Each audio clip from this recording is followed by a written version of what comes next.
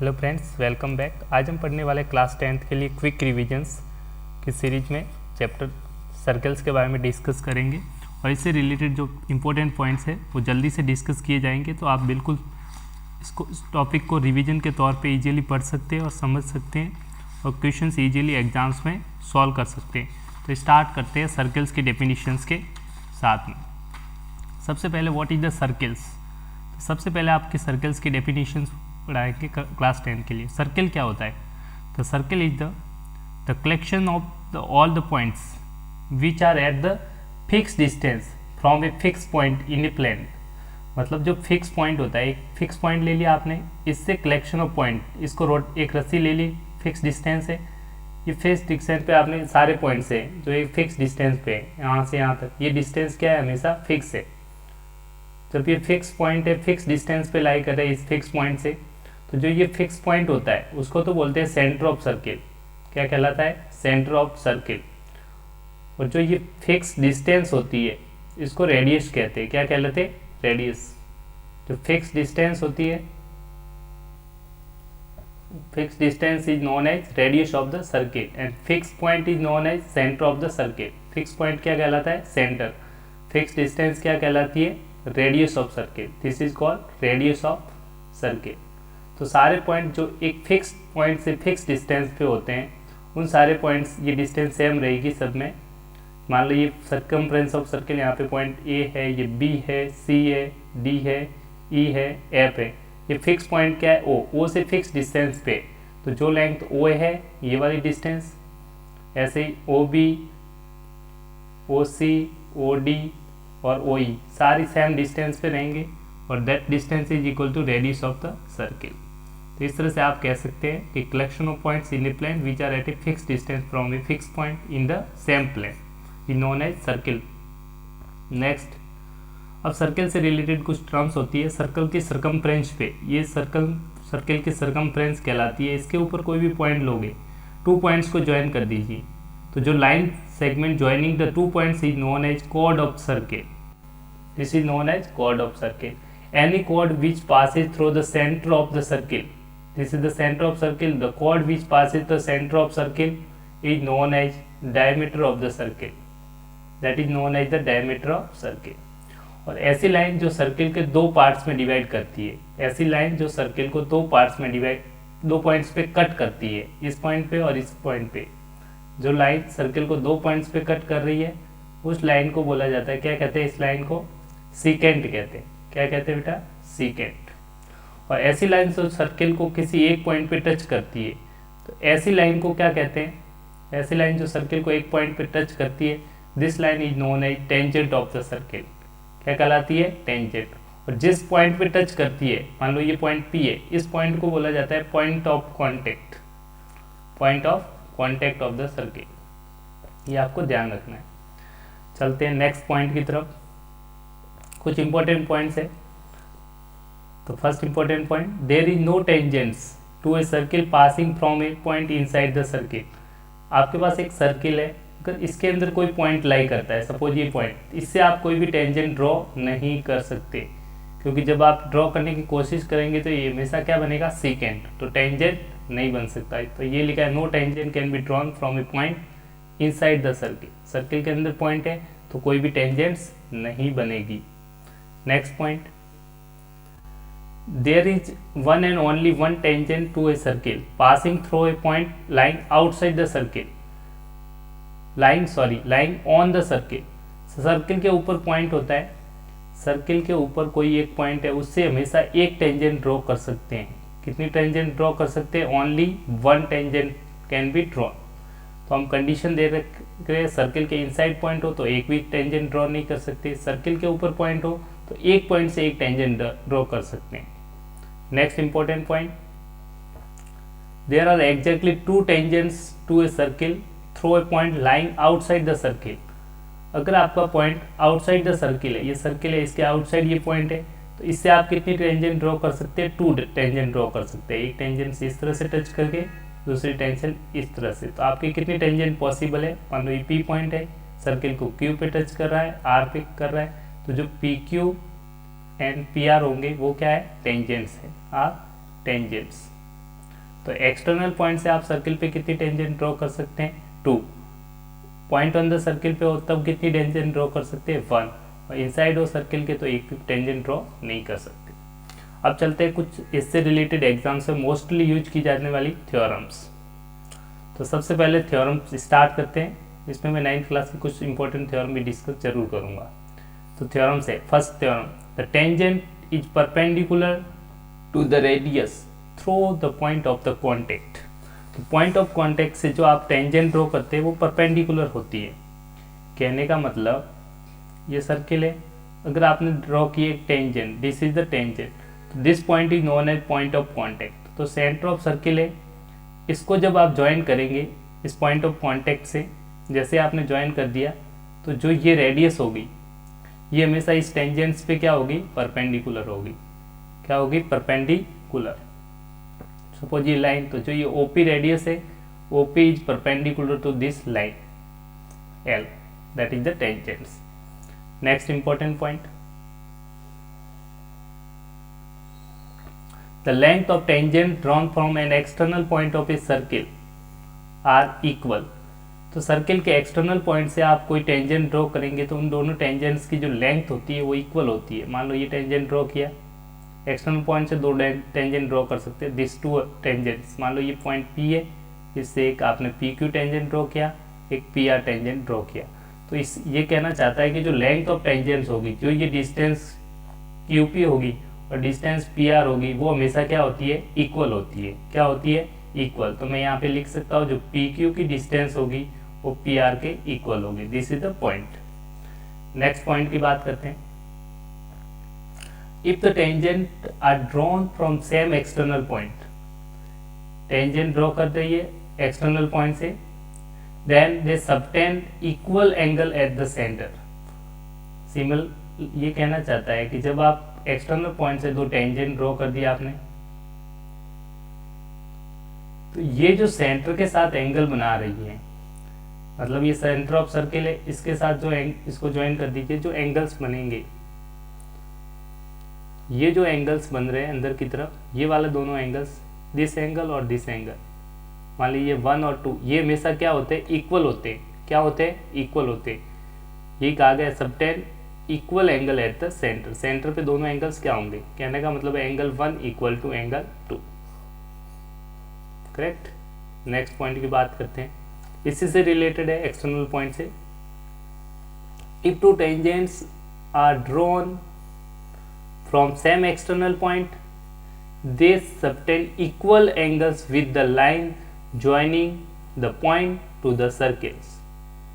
कहने का मतलब है एक सर्किल ड्रॉ किया, एक्सटर्नल पॉइंट इससे 2 टेंजेंट ड्रॉ करेंगे आप, मान लीजिए पॉइंट P है, ये Q टेंजेंट, PQ टेंजेंट है और PR टेंजेंट है। तो अगर आप सेंटर ऑफ सर्किल को आप ज्वाइन करते हैं इस लाइन से, जैसे आपने सेंटर ऑफ सर्किल को ज्वाइन किया, तो इसके साथ जो सर्किल एंगल्स बना रहा है, 2 एंगल्स बना रहा है, दिस एंगल और दिस एंगल, ये हमेशा दोनों क्या होंगे, इक्वल होंगे। ये मान लीजिए एंगल 3 है, ये एंगल 4 है। तो ये जो सेंटर ऑफ सर्किल्स और जो एक्सटर्नल पॉइंट है, इन दोनों को ज्वाइन करने वाला लाइन, ज्वाइनिंग जो लाइन है, इसके साथ जो एंगल्स बन रहे हैं, ये दोनों क्या होते हैं, इक्वल होते हैं। Angle 3 equal to angle 4। ये आपका इंपॉर्टेंट पॉइंट था। ये कहना चाहते हैं they subtend the equal angle with the line joining the point to the centre of the circle. Next point की बात करते हैं, ये अब 9 से रिलेटेड कुछ फॉर्मूले थे, वो भी सर्कल्स में यूज हो सकते हैं, तो मैं वो भी आपके साथ इंपॉर्टेंट रीजन डायरेक्टली डिस्कस कर सकता हूँ, जो थ्योरम आपने 9th क्लास में पढ़ी थी। Equal chord subtended equal angles eight the centre. मान लो एक सर्किल है,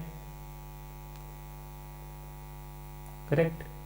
अब इक्वल कॉर्ड से, मान लो एक कॉर्ड है आपकी AB और दूसरी कॉर्ड है CD, ये 2 कॉर्ड ऑफ ए सर्किल है, मान लीजिए AB, दूसरी कॉर्ड है CD। ये जो सेंटर के साथ एंगल बनाएंगी, ये सेंटर के साथ एंगल है, ये सेंटर ऑफ सर्किल है, तो इसके अगर equal chord subtended equal angle at the centre, अगर आपकी कॉर्ड्स इक्वल है, मतलब इफ दोनों कॉर्ड जो AB इक्वल टू CD है, देन जो एंगल सबटेंड होगा इस कॉर्ड के द्वारा सेंटर पे ये एंगल बन रहा है, CD के द्वारा सेंटर पे एंगल ये, मान लो ये 1 है और 2, अगर कॉर्ड्स इक्वल है तो एंगल्स भी क्या होंगे, इक्वल। तो एंगल 1 इक्वल टू क्या हो जाएगा, angle 2। Equal chord subtended equal angle at the centre. Next point की बात करते हैं। इफ द एंगल सबटेंड, इसका जस्ट रिवर्स है, if the angle subtended by the chord of at the centre of the circle are equal then the chords are the equal. कहने का मतलब दो कॉर्ड्स है, मान लो ये ए बी है, सेकंड कॉर्ड है सी डी। अगर इनके द्वारा जो एंगल सबटेंड हुआ है सेंटर पे, ये आपको क्वेश्चंस पे गिवन है कि दोनों एंगल्स क्या है, सबटेंड एंगल मान लीजिए 1, ये दोनों एंगल्स क्या है, इक्वल है, 1 और 2 क्या है, इक्वल है। तो एंगल कॉर्ड के द्वारा जो सबटेंड किया गया है सेंटर ओ पे, जो angle 1 is equal to angle 2, ये गिवन है, ये आपको दे रखा है। तो जो इन कॉर्ड्स एंगल्स के कोरस्पॉन्डिंग कॉर्ड होगी वो भी आपस में क्या हो जाएगी, इक्वल होगी। तो ए बी इक्वल टू इसके कौन के सामने वाले कॉर्ड्स है, इसकी कोरस्पॉन्डिंग कॉर्ड है सी डी, दोनों क्या हो जाएगी, इक्वल। ये कहा गया था angle subtended by the chord of at the centre of circle are equal and the chords are equal. तो कॉर्ड्स भी क्या हो जाएगी आपकी, इक्वल हो जाएगी। एंगल्स इक्वल है, गिवन है, तो chords will be the equal, A B is equal to C D. Next, the perpendicular from centre of a circle, the perpendicular from centre of a circle to a quad bisect the quad. This is very very important, बहुत ज़्यादा use होने वाला formula है, ठीक है। The perpendicular from centre of a circle to the quad bisect the quad.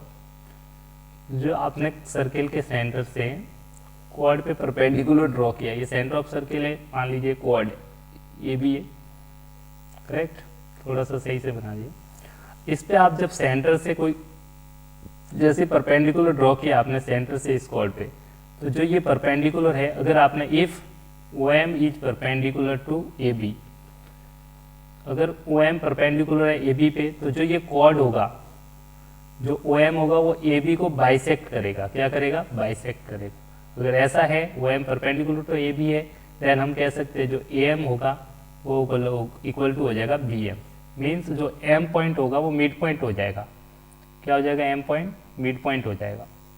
जो cord को क्या करेगा, बाइसेक्ट करेगा, क्या करेगा, बाइसेक्ट। ये आपको ध्यान रखना है। जब आपको परपेंडिकुलर ड्रॉ किया गया सेंटर ऑफ सर्किल से किसी कॉर्ड पे, तो जो कॉर्ड को हमेशा वो क्या करता है, बाइसेक्ट करता है। आई होप यू अंडरस्टैंड।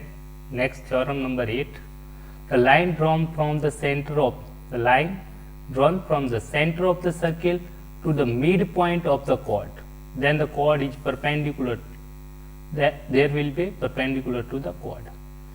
अगर आप किसी कॉर्ड का मिड पॉइंट को सेंटर ऑफ सर्किल से ज्वाइन करते हो, ये सेंटर ऑफ सर्किल है और मान लो ये कॉर्ड है आपकी ए बी, इसका मिड पॉइंट आपके पास है एम, तो इन दोनों का क्या है, mid point.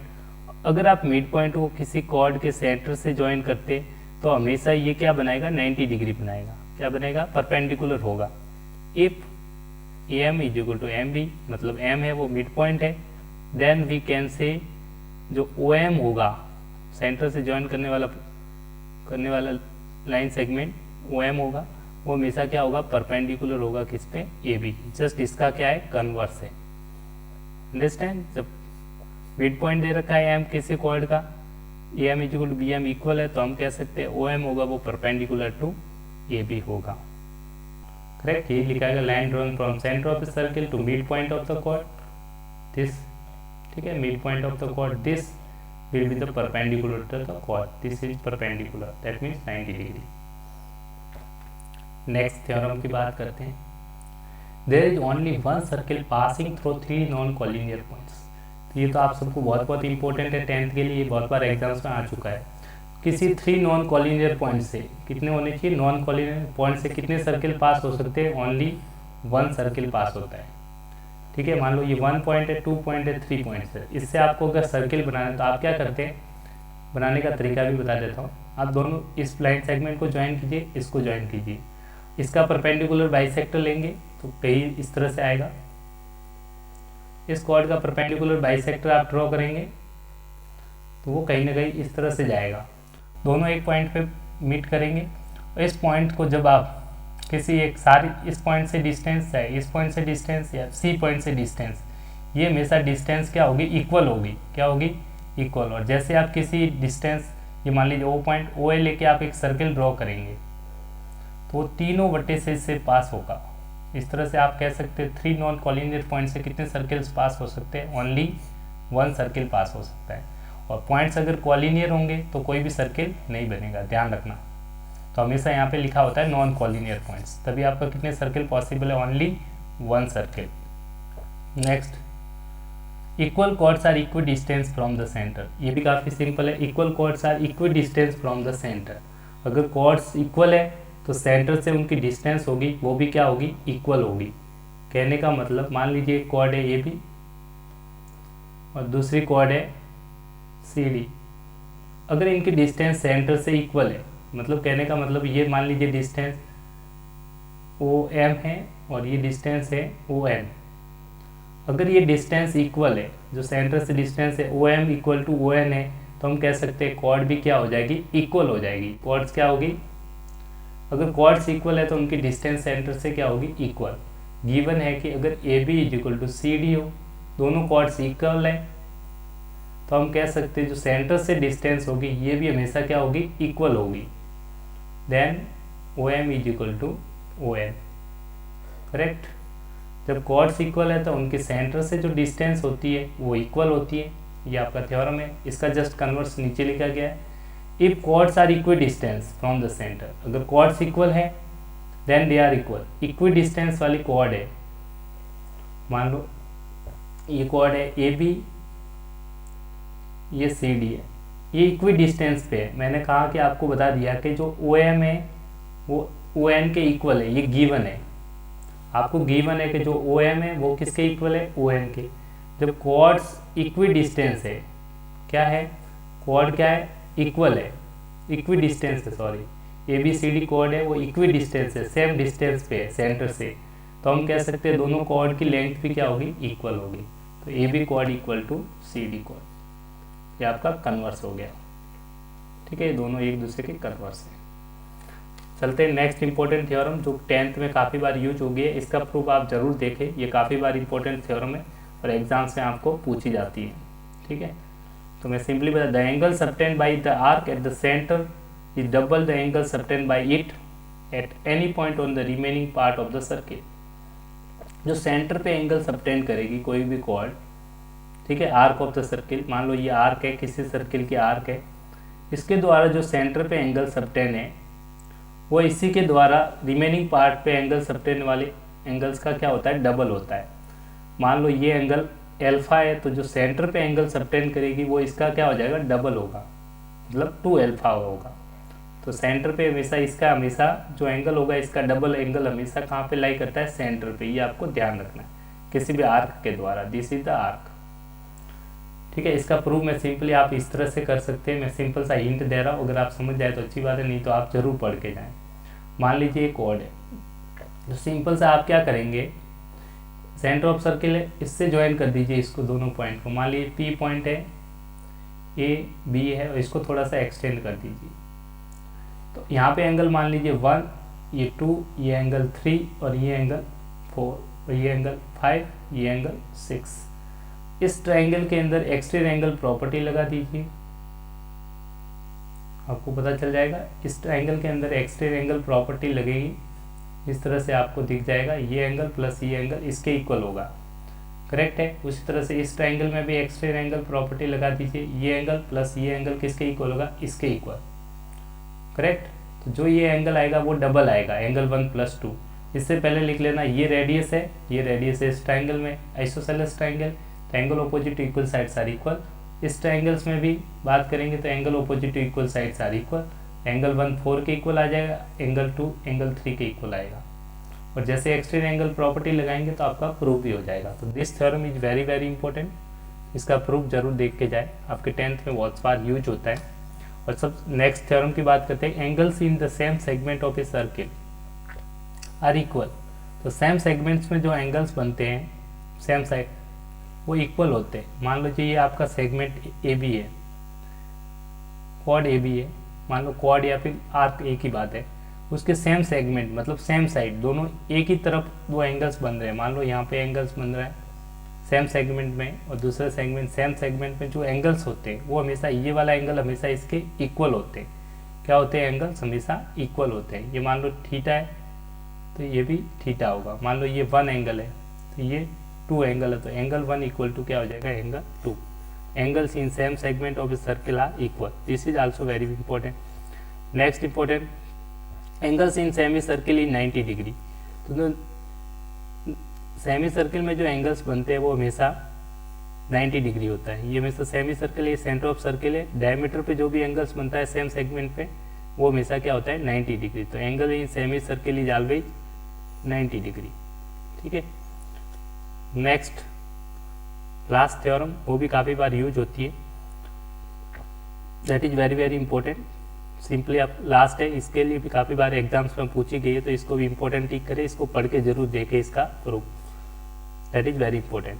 The sum of opposite angles of a cyclic quadrilateral. Cyclic quadrilateral मतलब ऐसा सर्किल, ऐसा क्वाड्रिलेटर जिसके सारे वर्टेक्स कहाँ पे लाई करते हैं, सर्किल पे लाई करते हैं। मान लो एक सर्किल है, एक क्वाड्रिलेटरल है, मान लो ये ABCD, एक क्वाड्रिलेटरल है ABCD, इसके सारे वर्टेक्स कहाँ पे लाई करते हैं, सर्किल पे लाई करते हैं। ये क्वाड्रिलेटरल है आपका ABCD, इसके सारे वर्टेक्स कहाँ पे लाई करते हैं, सर्कमफ्रेंस ऑफ सर्किल पे लाई करते हैं। तो this quadrilateral is known as cyclic quadrilateral. क्या कहते हैं, साइक्लिक क्वाड्रिलेटर। इसमें कंडीशंस होती है कि जो ऑपोजिट एंगल्स होते हैं वो सप्लीमेंट्री होते हैं। This angle plus this angle, दोनों का एंगल का सम कितना होगा, 180 degree. Angle A plus angle C equal to 180 degree. ऐसे ही जो एंगल B होगा, जो एंगल B होगा उसका सम और एंगल D का एंगल, दोनों एंगल का सम कितना होता है, 180 degree. That are supplementary angles. तो ये लिखा हुआ है, angle opposite to angles of a cyclic quadrilateral are supplementary. तो ऑपोजिट एंगल का सम हमेशा this angle plus this angle कितना होगा, 180 degree. Angle A plus angle C 180 degree. ऐसे ही आपका angle B plus angle D कितना होगा, हमेशा 180 डिग्री। इसी के साथ I hope you enjoy the lecture. Thank you, bye bye, take care, see you in the next lecture. Thank you, I hope this video was useful for you. Take care, bye bye.